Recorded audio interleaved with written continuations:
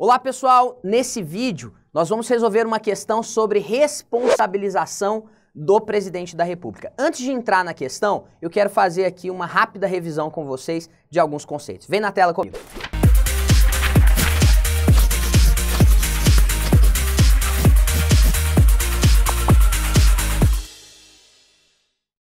Bom, responsabilização do presidente da República pode acontecer em duas hipóteses, tanto pela prática de crimes comuns, quanto pela prática de crimes de responsabilidade. E um ponto relevante que você precisa saber para sua prova da OAB é ter em mente o seguinte, que nos crimes comuns, quem processa e julga o presidente da República é o STF.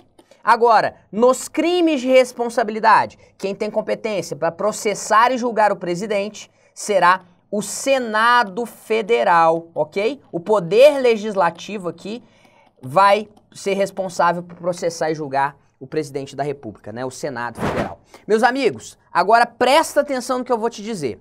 Em ambos os casos, tanto na prática de crime comum, quanto na prática de crime de responsabilidade, haverá uma necessidade de autorização prévia da Câmara dos Deputados. É um juízo de admissibilidade político feito pela Câmara dos Deputados por 2/3 dos seus membros. Então veja só, nos crimes comuns, o STF só vai poder receber a denúncia contra o presidente após autorização da Câmara dos Deputados.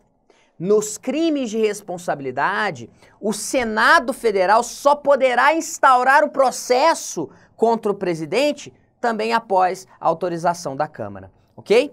E aí tem mais um detalhe interessante aí para vocês. Olha só, no caso de crime comum, também no caso de crime de responsabilidade, o presidente ele fica afastado das suas funções. E aí você precisa saber exatamente qual é o momento em que o presidente fica afastado.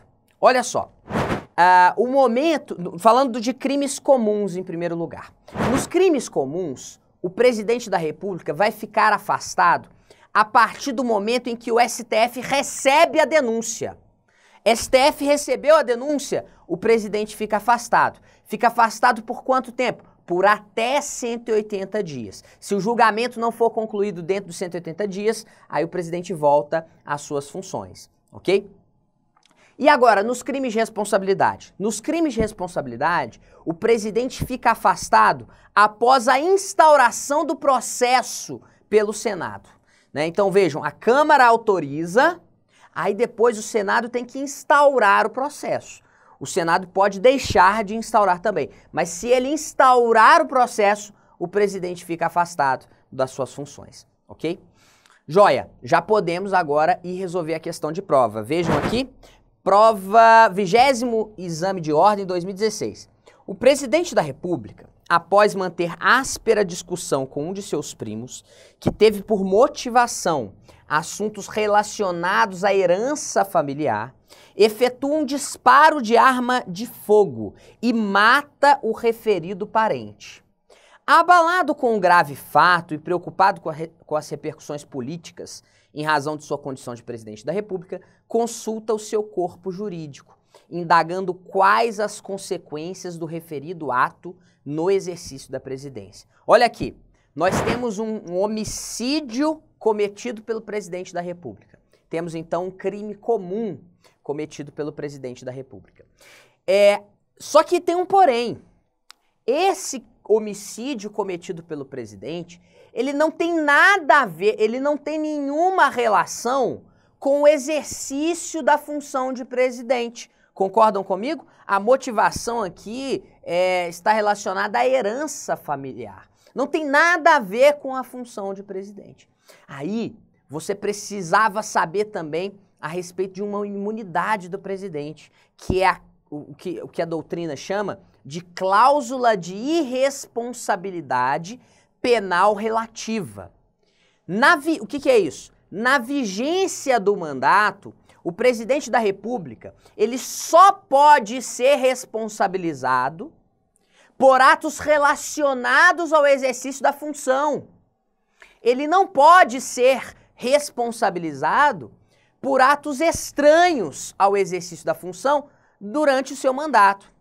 Então vejam, nesse caso aqui, ele cometeu um homicídio. Não tem nada a ver com o exercício do mandato, porque tem a ver com herança familiar.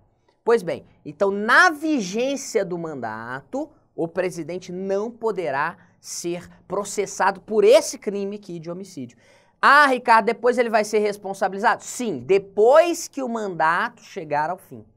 Ok? Então vem aqui comigo, olha.